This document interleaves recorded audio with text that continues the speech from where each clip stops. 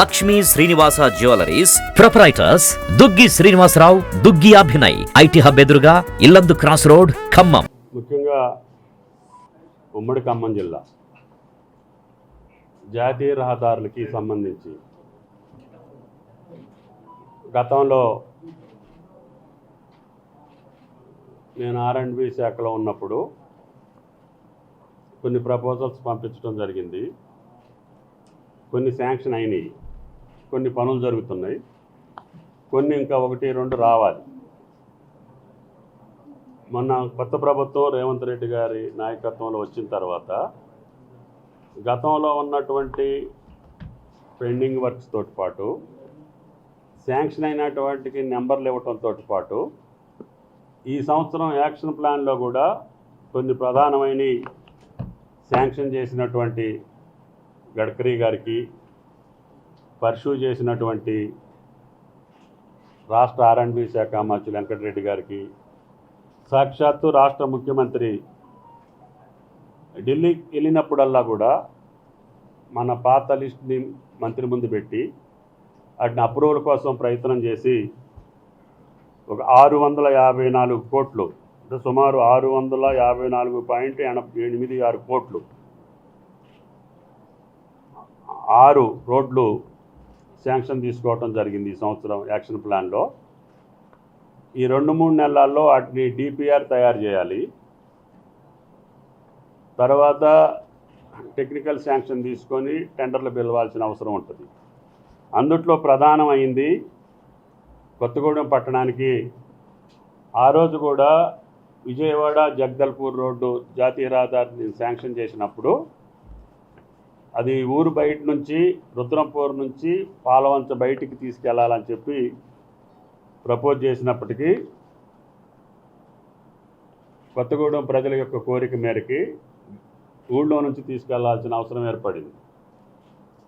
అది ఇప్పుడు ఈ రోజుల్లో ట్రాఫిక్ని బట్టి ఇన్కన్వీనియన్స్ ఉందని చెప్పి బైపాస్ రోడ్డు అడిగాం.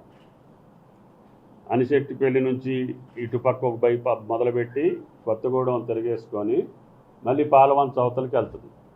అది మొత్తం 25 కిలోమీటర్లు.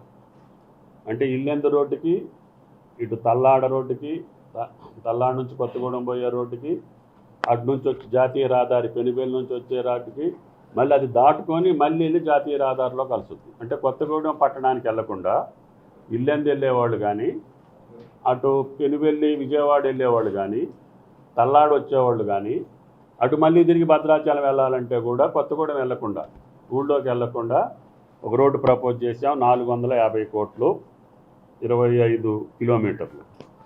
అది ఈ సంవత్సరం యాక్షన్ ప్లాన్లో అప్రూవ్ చేశారు.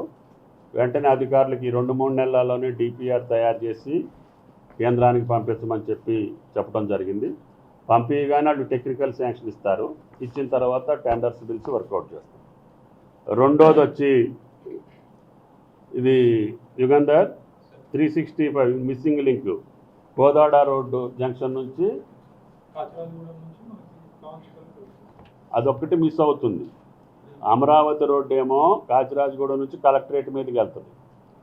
దేవరపల్లి రోడ్డు ఏమో పొన్నెకల్లు నుంచి దంసలాపురం మీదుగా కలెక్టరేట్ మీదుగా దేవరపల్లి వెళ్తుంది. కోదాడ కొరివి కాచిరాజగూడెం దాకా వెళ్తుంది పొన్నెకల్లు నుంచి. అక్కడ నుంచి పాత రోడ్లో పడి కొరివి వెళ్తుంది. కొరివి నుంచి ఏ రోడ్డుకి వెళ్ళాలి? ఈ కాచిరాజగూడెం నుంచి లేదా మ్యాప్ ఇచ్చే చెప్తా. నాగపూరు అంటే అమరావతి రోడ్డు, అది అక్కడికి కనెక్షన్ ఇవ్వాలంటే అది మన సొంత డబ్బులతో చేయాల్సి వచ్చింది. ఇది మొత్తం రింగ్ రోడ్డు ఒకసారి నేను 180 కోట్లకి అప్రూవ్ చేసి శాంక్షన్ ఇచ్చా.